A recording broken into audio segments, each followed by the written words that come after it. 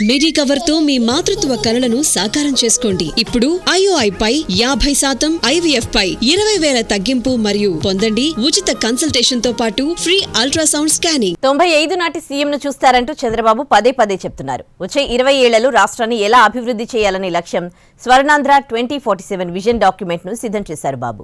కానీ 30 ఏళ్లు వెనక్కు వెళ్తానంటున్న ఆయన మాటల్లో ఆంతర్యమేంటి? ఆంధ్రప్రదేశ్లో కూటమి ప్రభుత్వం ఏర్పాటై 6 నెలలైంది. రాష్ట్రంలో పడకేసిన అభివృద్ధిని పట్టాలెక్కిస్తున్నారు చంద్రబాబు. అయితే మళ్లీ 1995 నాటి ముఖ్యమంత్రిని చూస్తారని ఇటీవలి కాలంలో పలు సందర్భాల్లో వ్యాఖ్యానించారాయన.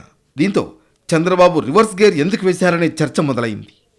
1995లో తొలిసారిగా ఏపీ ముఖ్యమంత్రిగా బాధ్యతలు చేపట్టారు చంద్రబాబు. దీంతో ఆకస్మిక తనిఖీలు, జన్మభూమి, శ్రమదానం వంటి వినూత్న కార్యక్రమాలు చేపట్టారాయన. ఆకస్మిక తనిఖీల సమయంలో విధుల్లో నిర్లక్ష్యంగా వ్యవహరించిన ఉద్యోగులు సస్పెండ్ అయ్యేవారు. చంద్రబాబు వస్తున్నారంటే ఉన్నతాధికారులు కూడా భయపడే పరిస్థితి ఉండేది. అర్ధరాత్రి వరకు సమీక్షలు, సమావేశాలు కొనసాగేవి. ఈ దూకుడు కారణంగానే 1999 అసెంబ్లీ ఎన్నికల్లో విజయం సాధించి మరోసారి సీఎం అయ్యారు చంద్రబాబు. అంటే 1995లో తాను ఎంతో కష్టపడ్డానని, మళ్లీ అలాంటి సీఎంను చూస్తారని చెబుతున్నారు చంద్రబాబు. చంద్రబాబు మొదటిసారి సీఎం అయ్యేటప్పటికి ఆయన వయస్సు 45 ఏళ్లలోపే. ఇప్పుడు కూడా ఆ దూకుడు ఉన్నా కొన్ని ఇబ్బందికర పరిస్థితులు ఎదురయ్యే అవకాశం లేకపోలేదనే అభిప్రాయం వ్యక్తమవుతోంది.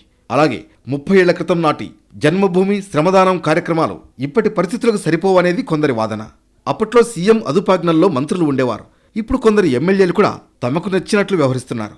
ఇక అధికారుల్లో కూడా ఇప్పుడు పార్టీలు, గ్రూపులు ఉన్నాయి.